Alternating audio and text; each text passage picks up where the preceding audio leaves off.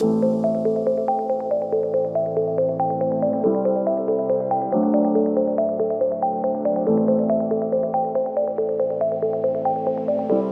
buenos días y muy buenas tardes a todos. Bienvenidos a este ciclo que iniciamos hoy con mucha ilusión, los Iberonext Talks. Me presento en primer lugar, mi nombre es Virginia Nieto, soy la directora de Marketing y Comunicación de Iberonext y para mí es un placer presentar este ciclo con los ponentes de alta categoría que tenemos y bueno, pues antes de entrar en la materia que nos ocupa, me gustaría aclarar algunos aspectos del evento. En primer lugar, estamos grabando el webinar y la duración del mismo será de aproximadamente unos 45 minutos.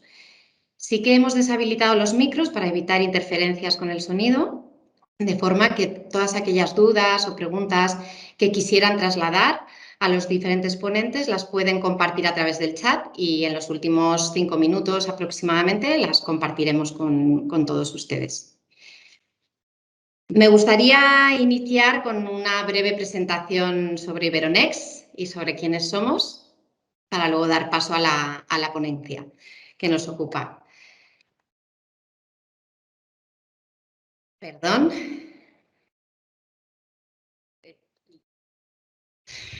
Bueno, Iberonext, ¿quiénes somos? Pues somos una red de universidades, de empresas y de organismos internacionales que nos hemos unido con el único objetivo de impulsar la internacionalización de la educación superior en Latinoamérica. Queremos aportar nuestro granito de arena y conociendo que Latinoamérica es de las regiones más importantes del mundo, nos gustaría mejorar en gran medida el sistema educativo en esta región. Por tanto, desde Iberonext trabajamos en sobre tres líneas de actuación: conocimiento, formación y cooperación. Sobre la línea de conocimiento, nuestro objetivo es promover el alcance internacional, de manera que pretendemos que el alcance del conocimiento de todo el contenido, ponerlo, disculpadme, queremos poner ese contenido de fácil acceso a toda nuestra red, ¿de acuerdo? De esta forma, pues estamos desarrollando una herramienta que es la biblioteca digital, a la que les daremos acceso en el momento que esté finalizada y dentro de la misma pues incluiremos todo este contenido relevante de referencia donde se podrán compartir de cara a los alumnos, podrán disponer de masterclasses, webinars, informes, investigaciones, etc. Sobre la segunda línea de actuación, que es la formación, lo que pretendemos es impulsar una experiencia internacional a nuestros alumnos. Y a través de la misma hemos diseñado un portfolio único que se ha creado por todos los miembros de la red, de manera que pues, queremos incluir en la modalidad presencial semanas internacionales en otros países para aportar mucho valor. Por supuesto, hay opción de poder impartir los cursos también en modalidad online o semipresencial.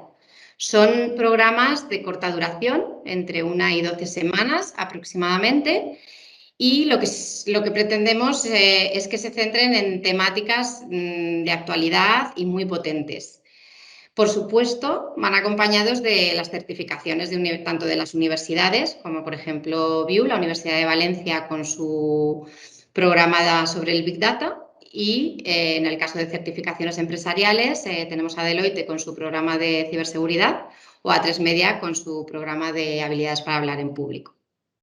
Como tercera línea de actuación y última, nos centramos en la cooperación y trabajamos sobre la misma, porque lo que pretendemos es fomentar la conexión entre todos nuestros miembros de la red, generando espacios de encuentro enriquecedores, como por ejemplo hoy estamos aquí en los Iberonext Talks, y creando y desarrollando proyectos pues, innovadores, ¿no? Entre las empresas, las universidades, los alumnos, los docentes. Y bueno, pues como ejemplo, hace poco hablábamos con un club muy famoso de fútbol de España que nos planteaba un reto para lanzar a los alumnos, como por ejemplo, pues cómo conseguir que el público acceda a los estadios sin tocar y estar en contacto con nada. Bueno, pues hasta aquí os dejo la presentación y la introducción de Iberonext y voy a dar entrada a Isabel Ojeda, directora de Relaciones Internacionales. Muy buenas tardes, Isabel. Pues muy buenas tardes a todos, gracias y buenos días a los amigos de América. Muchas gracias, Virginia, por la presentación. Y gracias a todos, muchas gracias a todas las personas que estáis hoy con nosotros por vuestro interés en aprender y en actualizaros, ¿no?, en temas tan importantes como el Big Data. Se habla de Big Data como el nuevo petróleo, el nuevo oro. Supone un yacimiento de empleo en estos momentos y permite a las organizaciones adaptarse mucho mejor a las necesidades de sus clientes y operar de forma más eficiente. Y para hablar sobre ello, lo cierto es que es un honor presentaros pues a dos expertos, a Carmen Reina y a Benjamín Arroquia. Bienvenidos, gracias por estar aquí. Gracias a ti. Carmen, gracias a vosotros. Carmen es Head of Data Culture en Orange. Ha trabajado muchos años como científica de datos. Es profesora de OBS Business School. Y bueno, como formación, ella estudió la licenciatura en matemáticas, es máster en inteligencia artificial avanzada y actualmente está estudiando psicología. Luego nos explicarás por qué, Carmen. Vale, de acuerdo. Gracias por estar con nosotros, es un honor. Gracias, Carmen. Benjamín es investigador, es director del máster en Big Data y Data Science de la Universidad Internacional de Valencia. Él es ingeniero en cartografía, máster en gestión de la información y está investigando en todo lo que es el campo de analítica de datos aplicado a la medicina. Así que también tendrá muchas cosas interesantes que compartir con nosotros. Gracias por estar aquí, Benjamín. Gracias, Isabel. Y bueno, vamos a empezar ya con esta conversación preguntándoos, sentar las bases, ¿no? ¿Qué es para vosotros el Big Data? ¿Cómo lo definiríais? Carmen, si quieres comenzar. Bueno, pues muchas gracias por invitarme a estar aquí con vosotros y encantada de estar con todos los invitados que tenemos aquí, todos los asistentes. Bueno, pues para mí Big Data es el tratamiento masivo de grandes volúmenes de información, ¿no? Ahora mismo estamos ya en una época, en una era que es una revolución industrial, donde realmente tenemos todos los dispositivos a nuestro alcance, dispositivos con los cuales generamos una información, una cantidad tremenda de información, ¿no? Continuamente estamos con el móvil, nos levantamos, pues vemos el despertador, vemos las noticias, contestamos WhatsApp y todo esto va dejando un rastro, una huella nuestra digital. Bueno, pues el Big Data consiste en tratar todos estos datos, recogerlos y manipularlos en el sentido de hacer transformaciones de estos datos cuando los formatos no son los correctos, se han perdido datos por el camino de ingesta, etcétera, y procesar todos estos datos de una manera analítica que pueda extraer el conocimiento de estos datos, ¿no? Y esto es lo que se trata con Big Data, un conjunto de herramientas y tecnologías que permite extraer conocimiento de un volumen muy grande de datos. Pues gracias, Carmen. Benjamín. Sí, añadir muy poco, la verdad. Yo, la verdad es que este concepto está, bueno, ya se habló hace muchísimo, ¿no? Pero realmente toma ya auge y fuerza en la década pasada. Y bueno, es cierto que lo que le hace Big Data es lo que comentaba Carmen, ¿no? Los grandes datos, ¿no? La cantidad de datos que hay para realmente hacer algo. Ese algo es solucionar un problema, ¿no? Antes, pues, había unas técnicas pues, que podían llegar a procesar cierta cantidad de datos, pero con la explosión de ciertas y la irrupción también de ciertas tecnologías, como es el Internet, es también sobre todo el Internet y las comunicaciones, que ha permitido transferir muchísima información y ha permitido también, lo que dice Carmen, tener WhatsApp, poder colgar fotos fácilmente en cuestión de segundos y eso generar, por así decir, una gran pues, generación de datos que se realizan constantemente, ¿no? Como dato, el 2015 ya se habló de una previsión que se podía llegar a tener de datos, de generación de datos que se están haciendo para el 2020 de 40.000 exabytes. Esto estamos hablando de una escala que es 10 elevado a la 18 en decimal y son 45 zettabytes que serían 10 elevado a la 21. Se superó este registro en el 2020, llegando a los 45.000 exabytes. Con esto, bueno, Isabel va a hacer también una pregunta más adelante, seguramente, que es, y además es normal, ¿hasta dónde llegaremos? Pues no hay límite, no hay techo. Esto es continuo y se va a ir generando cada vez más. De hecho, se puede ver que en cuestiones que ya no son tan comunes, pero se siguen procesando muchísimos datos y se requiere mucha capacidad, mucha necesidad pues, de procesar datos a nivel de la generación de imágenes de satélite, por ejemplo, a nivel bueno, también de satélite, no solo de imágenes hacia la Tierra, sino hacia el espacio exterior, que también es algo interesante.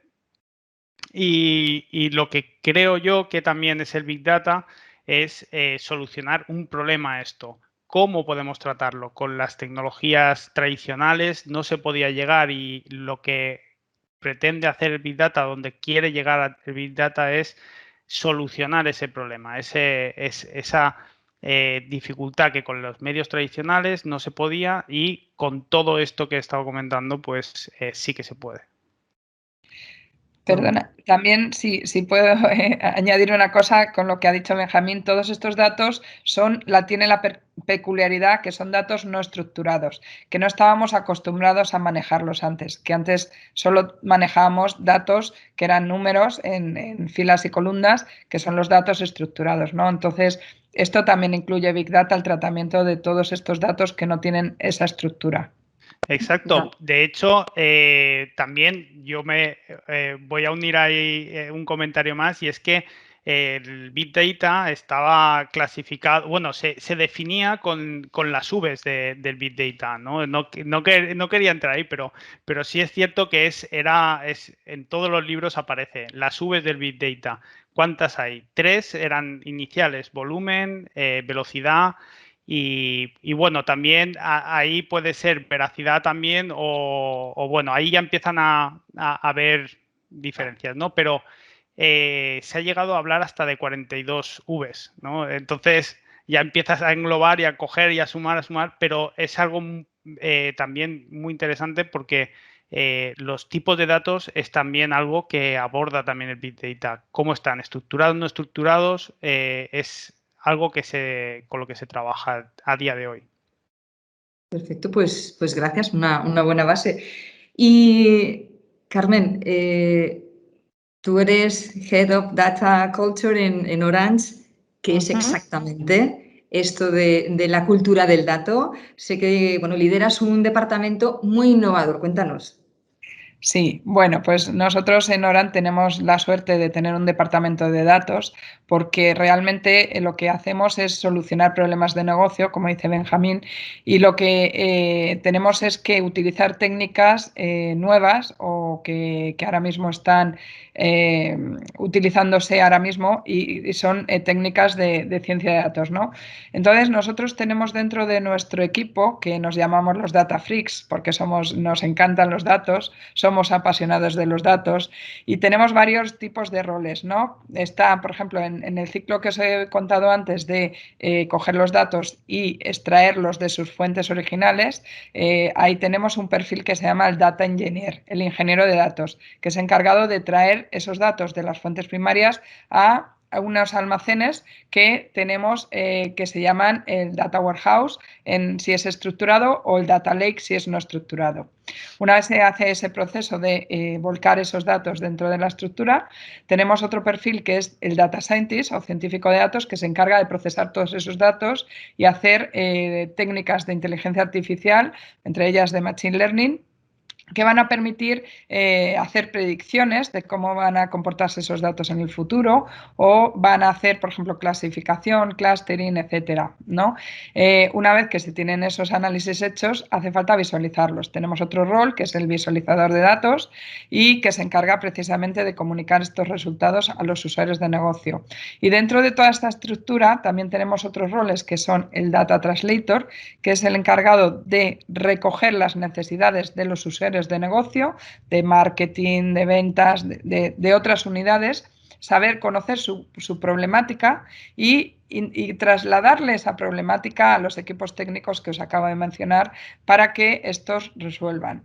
También tenemos otra figura que es el gobierno del dato, porque todos estos datos necesita saber de dónde proceden, quién es el responsable, hacer la trazabilidad que decimos, ¿no? Y con esto conseguimos un equipo que tiene muchos roles y que, bueno, ahora mismo somos unas 100 personas y que todos pues tenemos una comunidad común, hacemos actividades juntos, o sea, es como si tuviéramos nuestra propia startup, el ambiente de la startup y dentro de una gran compañía como es Oran, ¿no? Y hacemos actividades, tenemos pues, hacemos eventos de asistir todos, tenemos conciertos, tenemos senderismo, tenemos actividades y lo que conseguimos con esto es que todos nos sintamos parte de una comunidad. Y esto es uno de mis roles, pero también a todos estos equipos que os he dicho, el darles la formación necesaria para que desempeñen su rol perfectamente, que sepan las nuevas tecnologías que hay, que sepan qué casos de uso hay, ¿no? La comunicación de todo lo que hacemos en el área, que todos seamos capaces de comprender perfectamente el área para interactuar mejor. Y luego también hacemos también eventos como este, ¿no? Charlas técnicas, traemos lo más nuevo del estado del arte para que sepan dónde vamos a ir, como por ejemplo computación cuántica, etcétera. Y eso es otro de mis roles, que es la formación y también definir formaciones no solo para nuestro equipo, sino para toda la compañía, para que conozcan lo que es la inteligencia artificial y sobre todo también dotar a toda la compañía de los conocimientos básicos, igual que hemos aprendido a leer, es lo que digo yo, que aprendamos a pensar con datos, ¿no? Que aprendamos a visualizar los datos y sepamos interpretar qué significa una gráfica, qué significa un KPI, etcétera. Eso es un poco mi cometido. Bueno, interesante. Yo creo que acabando esta charla va a haber mucha gente que va a ver qué posiciones hay abiertas en Orange, para ver si pueden trabajar con vosotros. Y obviamente una empresa en el sector de las telecomunicaciones, pues la gestión del dato es fundamental. Sin embargo, también se aplica en otros muchos sectores. Vemos que equipos de fútbol están utilizándolo para mejorar el rendimiento del entrenamiento y obviamente de los partidos en sí. Empresas de moda, por ejemplo, están analizando continuamente qué nos probamos, qué compramos, ¿no? Para adaptar los tejidos, los colores, los diseños de una manera muy rápida y bueno, pues de esa forma pues, consiguen adaptarse mejor a los gustos del consumidor, vender más, ser más eficientes en la gestión de stocks, etc. Desde luego hay infinidad de aplicaciones y queríamos que nos contases un poco cuáles son las principales en el ámbito de la empresa, por ejemplo. Pues una de las principales, yo diría que sería la fuga de los clientes, ¿no? Predecir antes de que los clientes dejen de ser clientes, cuáles son las características comunes para poder accionarlos. Es decir, si tú detectas por técnicas de inteligencia artificial que los clientes se van pues porque tienen un exceso de tarifa o por determinadas condiciones, pues lo que eres capaz es de adelantarte a ese futuro y hacer las acciones adecuadas para que no se produzca ese hecho de que se van los clientes, ¿no? Esta es una de las principales casos de uso que está en todos los sectores. Todas las empresas que tengan clientes tienen este caso de uso. Luego, por ejemplo, en retail, lo que dices tú, Isabel, es pues la ropa, ¿no? Por ejemplo, un recomendador de ropa, ¿no? Si tú los clientes compran muchos pantalones, pues puedes recomendar por ejemplo, una camisa. Es decir, en función del consumo de los clientes, conocer ese consumo y hacer recomendaciones a otros clientes de lo que le podría encajar. Luego también, por ejemplo, lo que dices tú en los deportes, ahora mismo está muy de moda. En equipos de fútbol se utiliza para ver las potenciales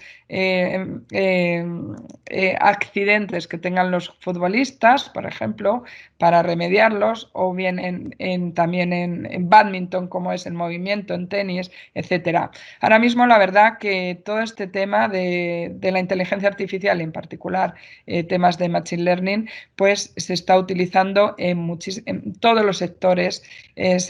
Ahora mismo me estoy acordando, por ejemplo, de una industria, ¿no? De una factoría para predicción de cuándo las máquinas van a fallar, ¿no? Ya tenemos todo sensorizado, ya recogemos un volumen inmenso de datos y con estos datos sí que podemos establecer los patrones de las máquinas que nos permitan saber cuándo hay que hacerles el mantenimiento antes de que se rompan y ahorrar costes, por ejemplo. Desde luego nos puede ayudar a ser muy, muy eficientes. Y antes comentábamos que bueno, Benjamín está investigando en el campo de la medicina, ¿no? Pero, bueno, pues cómo la gestión del análisis, ¿no? de la gran cantidad de datos nos puede ayudar bueno, pues a salvar vidas de alguna manera. Benjamín, ¿qué nos puedes contar bueno, de la aplicación del Big Data en la medicina, en otros ámbitos, ¿no? Más allá de la empresa? Y un poco cómo todo esto, o sea, esta tecnología del Big Data ha transformado nuestras vidas. Sí, bueno, primero, no es en la medicina concretamente con lo que hago yo mi investigación, pero me considero científico de datos. Como científico de datos sí que podemos trabajar en diversos campos. Esa es una de las virtudes. Mientras también tengamos los roles, como comenta Carmen, tiene que haber en un proyecto diferentes roles que se tienen que ocupar de ciertas cosas. El científico de datos se encarga de extraer, exprimir también el mayor conocimiento posible de los datos, ¿no? En función de un problema. Sí que es cierto que el Big Data puede ser o no una solución. Es decir, no siempre tiene que haber Big Data en un proyecto. La ciencia de datos también es la que puede encargarse de... No todo tiene que ser big, por así decirlo, ¿no? Eso también puede dar problemas también a la hora de concebir proyectos que en este campo. Pero sí que es verdad que, como comenta Carmen, la aplicación de ciertas técnicas, tanto estadísticas como de inteligencia artificial, pueden ayudar a resolver casos pues, de predicción, etcétera, ¿no? Sí que yo diría que las perspectivas son muy prometedoras, sí que se han resuelto muchas cosas y bueno, en el campo, por ejemplo, más común, nosotros en WhatsApp, Facebook, Instagram, cualquier aplicación, detrás hay una infraestructura de datos que las compañías utilizan en cierto modo pues para monetizar, ¿no? También con esa información, y ahí detrás ahí sí que hay Big Data, ¿no? Porque de tantos usuarios, al final toda esa información, ese volumen, esa velocidad que decía antes, pues es necesario. En el caso, por ejemplo, también de la BIU, dentro de nuestra universidad, estamos, por ejemplo, investigando también tratamiento masivo de datos astronómicos. Por ejemplo, utilizamos a día de hoy bueno, nosotros utilizamos un tipo de survey que lo que hace es inspeccionar todo el cielo y pues trabajamos con 400.000 datos para hacer clasificaciones de quasar, estrellas, galaxias, etcétera, que eso es, bueno, yo tengo la suerte de trabajar con astrónomos, entonces también investigo sobre eso. Eso también es algo interesante, ¿no? Y pues un ejemplo es que en el año 20, este survey que se llama Gaia, es una misión, el DR3 pues, ha lanzado 600 gigas de datos. Eso, pues en cierto modo, también requiere de unas técnicas propias de Big Data para poder realizar esa extracción de conocimiento, ¿no? ¿Todo esto para qué? Bueno, a nivel científico, ¿no? Para conocer más el espacio, ¿no? Para conocer la formación de galaxias, conocer también cómo se han formado ciertas estrellas, cómo son los quasars, qué son los quasars, etcétera, ¿no? Luego también, en el caso que yo trato, de predicciones también atmosféricas, pues también nos ayuda a predecir pues cuándo va a venir una posible dana o no, va a haber lluvias torrenciales. Eso detrás también hay sistemas de Big Data que hacen que de alguna forma podamos como usuarios, como ciudadanos, tener a tiempo real cómo va a ser las predicciones, incluso con una estimación, un porcentaje de fallo. Y eso pues ayuda a que podamos salir corriendo o no. Es decir, si hay una previsión de que va a haber una lluvia torrencial, tengamos que salir corriendo, ¿no? Y eso, por ejemplo, aquí en el Levante es algo muy difícil de predecir porque llueve una vez al año, o bueno, una vez al año torrencial me refiero. Ese día hay que predecirlo bien, hay que saber cuándo va a llover, ¿no? Y ya se ha visto casos este año de que pues que ha habido auténticas también desgracias, ¿no? A nivel material, pero gracias a predicciones pues se ha podido tener, ¿no? Una previsión. Así que sí que el Big Data, en cierto modo, somos usuarios, al menos de ciertas cosas y sin saberlo. Sí, sí. Cosas buenas, no malas. Muchísimas gracias, Benjamín. Quizá por todas todos estos beneficios que nos puede aportar el Big Data, es por lo que muchas empresas están, desde luego, contratando expertos y la situación actual es que no hay suficientes analistas de datos para satisfacer la demanda actual. ¿Qué perfil buscan las empresas, Carmen? Sobre todo pensando en estas personas que nos están escuchando hoy y que pueden explorar este campo, ¿no? Como una vía profesional.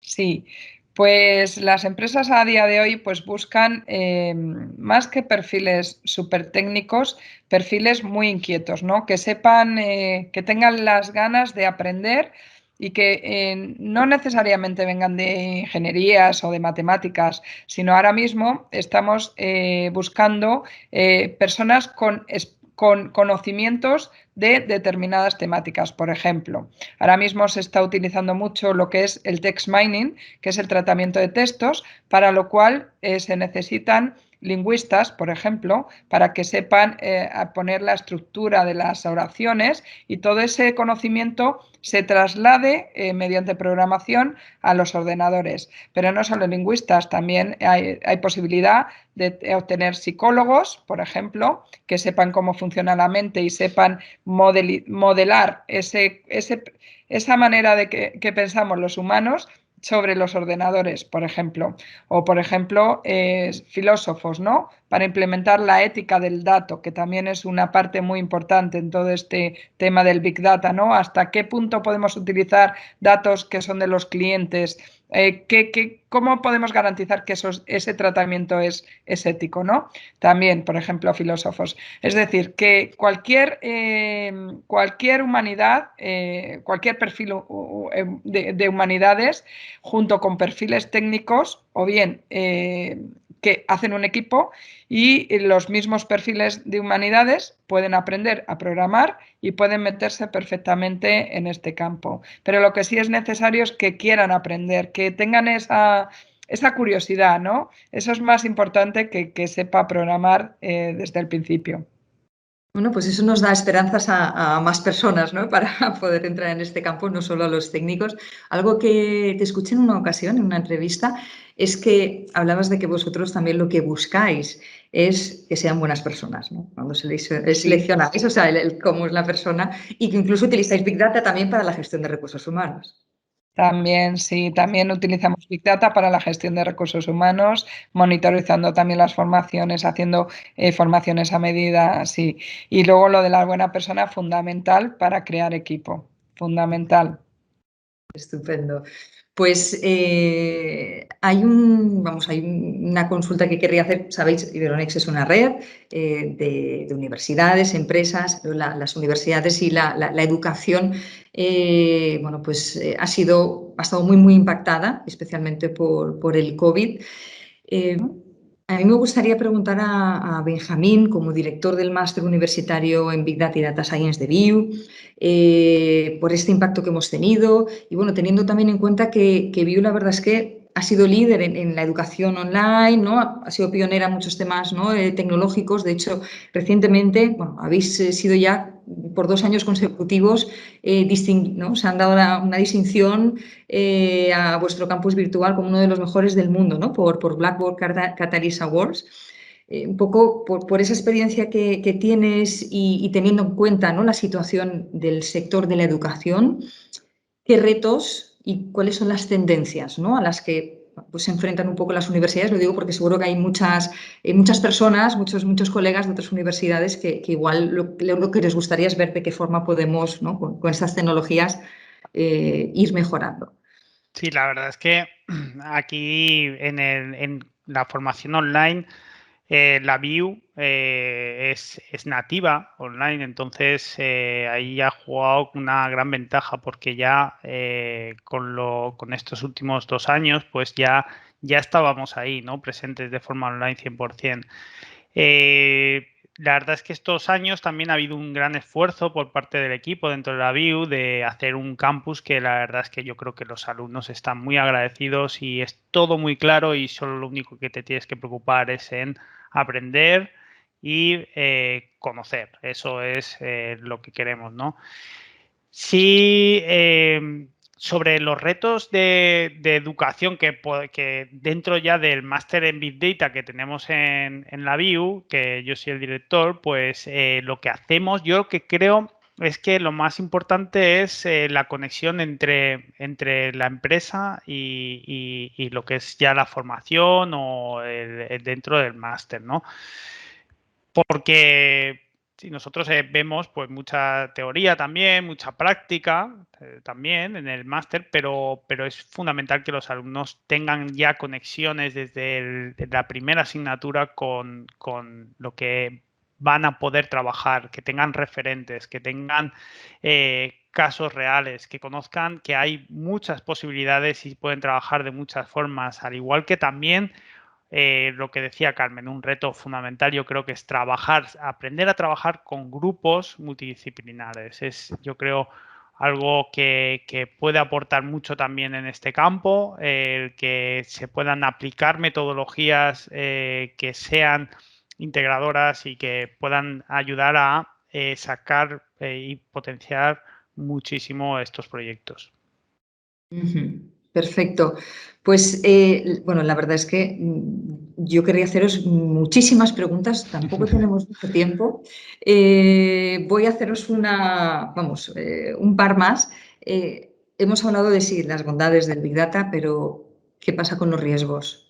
Carmen, ¿qué nos dices de esa parte a lo mejor menos bonita del Big Data? ¿Qué recomendaciones puedes dar? Los riesgos fundamentalmente es bueno, pues utilizar todos estos datos para un mal fin, ¿no? Yo tengo esperanza que nos demos cuenta de que todos estos datos nos pueden aportar mucho valor y lo que sí que hay que garantizar, como he introducido antes, que se traten estos datos de una manera ética, ¿no? Necesitamos que estos datos sean tratados justamente para todo, con los datos que introducimos en el modelo, que ese modelo identifique las clases por igual, es decir, que no haya discriminación de una clase sobre otra. También que sean transparentes, ¿no? Que se sepa cómo ha actuado entre el algoritmo y qué variables está teniendo en cuenta, porque hay muchas variables que hay que conocer. Por ejemplo, esto es fundamental en la banca para hacer un modelo de predicción de a quién le vas a dar un crédito o no. Tú tienes que saber por qué a una persona el algoritmo ha dicho que sí se le otorga un crédito y a otra no, ¿no? Ahí tienes que garantizar que las dos personas tengan las mismas condiciones, ¿no? Que sea justo el algoritmo. Y todo eso es muy importante y ya se están haciendo muchas cosas, tanto a nivel europeo como a nivel mundial, de poner una serie de reglamentación, unas leyes, para que todos esos algoritmos sean efectivamente éticamente correctos, ¿no? Con lo cual, en 1 año, 2 años, veremos que todas las empresas que empleen estos algoritmos sí que van a tener que tener pueden asegurar que se están utilizando de manera correcta. Y yo creo que tenemos mucho potencial para utilizar todos estos datos y que va a ser para una buena causa, y por eso animo a que todo el mundo lo haga y lo haga bien. ¿Cómo podrían las empresas que aún no utilizan el Big Data? Porque sabemos que el Big Data y la inteligencia artificial serán las claves que van a dominar la próxima década, ¿no? A nivel de la economía mundial. ¿Qué le dirías, ¿no?, rápidamente a las empresas que a lo mejor todavía no lo están utilizando y quieren empezar a implementarlo? Bueno, pues que empiecen por un conjunto pequeño de datos, que empiecen con una plataforma gratuita, open source, y que vuelquen los datos a la nube, que también es barato, ¿no? Que tengan una infraestructura ya hecha, porque se puede alquilar esos servicios, pero con mínimo coste, y que empiecen a probar, a hacer pequeños pilotos y empezar ya a automatizar todo eso. Perfecto. Bueno, si alguien está interesado, precisamente en Iberonext el próximo mes y con View organizamos un par de cursos, uno de Python para inteligencia artificial y otro de almacenamiento y gestión de Big Data, ¿no? Un poco que pretenden precisamente crear esas bases. Realmente esto, y hablando ya de futuro, vemos que hay, como decíamos, actualmente de media estamos generando, actualmente en el 2021, cada persona por segundo 1,7 megabytes, ¿de acuerdo? Esto se duplicará cada año, especialmente por el Internet de las Cosas, y yo no sé si este ritmo de crecimiento va a ser gestionable. Ya Benjamín nos ha dicho que sí, pero un poco relacionándolo con el futuro, estamos viendo que tenemos ya coches voladores. Esos coches yo creo que, no sé vosotros, pero yo en algún momento lo soñé cuando estaba en un atasco. Tenemos impresoras que crean una casa en un día, casas que son sostenibles, más seguras y mucho más económicas, ¿no? De hecho, se va a construir, por decirlo de alguna manera, se va a imprimir la primera comunidad en El Salvador próximamente. ¿Hacia dónde nos dirigimos? Carmen, Benjamín, ¿no? Como última pregunta. Sí, Carmen. Yo empiezo. Bueno, yo creo que una parte muy importante que nos viene ahora es la computación cuántica. No vamos a ser capaces de acelerar todo el proceso de análisis de datos, vamos a poder hacer muchísimos más modelos, probar, desechar, coger datos, todo eso. Y yo creo que nos va a suponer eso, junto con otra tecnología que yo veo muy relevante, que es el 5G a nivel de comunicaciones, nos va a suponer unos casos de uso que no conocemos hasta ahora, con necesidades de nuevos perfiles que no conocemos hasta ahora, y lo que tenemos es que estar muy pendientes de qué nos va a venir para estar ahí y poder desarrollarnos en esos campos. Gracias. Sí, yo coincido con Carmen. Son tecnologías que se prevén la computación cuántica que va a ser muy, muy, muy disruptiva y y va a cambiar muchas cosas. Eso esperemos, ¿no? Y el 5G, la verdad es que es lo que habilitará también la conducción automática, también seguramente. Las comunicaciones, como lo fue también el comienzo, ¿no? Internet y que empezó a hacer todo eso, ¿no? A hacer ya exponencial ciertas cosas. A día de hoy veo que el cloud computing es algo que hace que se democraticen muchísimas cosas y que puedan, lo que decía también Carmen antes, llegar a empresas con pocos recursos, poder llegar a hacer cosas que luego podrían escalar, ¿no? Entonces, a día de hoy yo creo que es algo, de hecho, han aumentado un 35% solo el último año, ya con el tema de la pandemia, etcétera. Eso, el cloud, yo creo que es algo muy a destacar a día de hoy, pero bueno, fundamentalmente lo que decía Carmen, ¿no? Y yo añadiría, perdóname Isabel, otra cosa que es la inteligencia artificial cognitiva, ¿no? El hacer que las máquinas, imiten a los humanos, pero no solo en la realización de una sola tarea, sino ya en un entorno, en un contexto general, ¿no? Que sean capaces de hacer varias actividades, diferentes todas, y bueno, pues un poco imitarnos, ¿no? Por eso estudiaba psicología, ¿no? Un poquito para también... Pues la verdad es que muchísimas gracias a los dos. Para mí ha sido un verdadero placer compartir este tiempo con vosotros. Espero que los demás también lo hayáis disfrutado. Y ahora damos paso al turno de preguntas. Así que nada, Virginia, cuando quieras. Gracias a todos. Bueno, muchas gracias, Isabel. Por aquí estoy leyendo una de las preguntas que nos lanza Alfredo Escatiza de la Universidad de Quilmes, en Argentina. Su pregunta es, para ambos, ¿qué hacen las empresas para proteger los datos sensibles de sus clientes frente a sus empleados? ¿Cualquiera de los dos? Bueno, pues hay un reglamento de privacidad de los datos. Nosotros utilizamos en Orange la GDPR, que es la Ley de Protección de Datos, ¿no? Y lo tenemos muy en cuenta. Luego otra cosa que hacemos es también las variables que sean sensibles, detectarlas y no utilizarlas en los modelos de Machine Learning.